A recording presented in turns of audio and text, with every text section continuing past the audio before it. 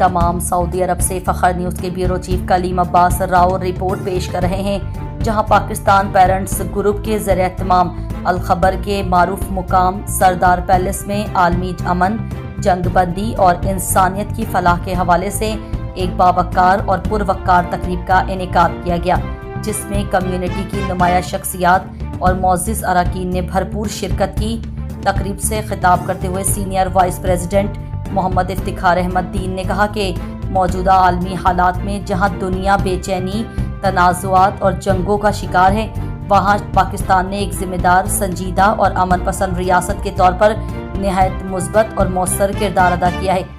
انہوں نے کہا کہ پاکستان کی ثالثی کوششیں اور متوازن حکمت عملی نہ صرف قابل تحسین ہے، بلکہ یہ امت مسلمہ اور اقوام عالم کے لیے ایک روشن مثال ہے۔ انہوں نے مزید کہا کہ پاکستان پیرنٹس گروپ صرف ایک سماجی پلیٹ فارم نہیں، بلکہ محبت، اتحاد، بھائی چارے اور مثبت سوچ کی ایک خوبصورت علامت ہے، جہاں تمام ممبران ایک خاندان کی مانند متحد ہو کر آگے بڑھ رہے ہیں۔ سینئر وائس پریزیڈنٹ نے اپنے خطاب میں گروپ کے صدر سید مزمل حسین شاہ کی قیادت کو خراج تحسین پیش کرتے ہوئے کہا کہ ان کی معتبرانہ قیادت، اخلاص اور انتھک محنت نے گروپ کو ایک مضبوط، منظم اور باوقار پلیٹ فارم بنا دیا ہے، اور ان کی قیادت میں ممبران کا متحد ہو کر چلنا قابل تقلید ہے۔ تقریب سے خطاب کرتے ہوئے صدر سید مزمل حسین شاہ نے اپنے مختصر خطاب میں کہا کہ پاکستان ہمیشہ امن، بھائی چارے اور استحکام کا داعی رہا ہے، اور ہم بطور کمیونٹی اس پیغام کو مزید آگے بڑھانے کے لیے پرعزم ہیں۔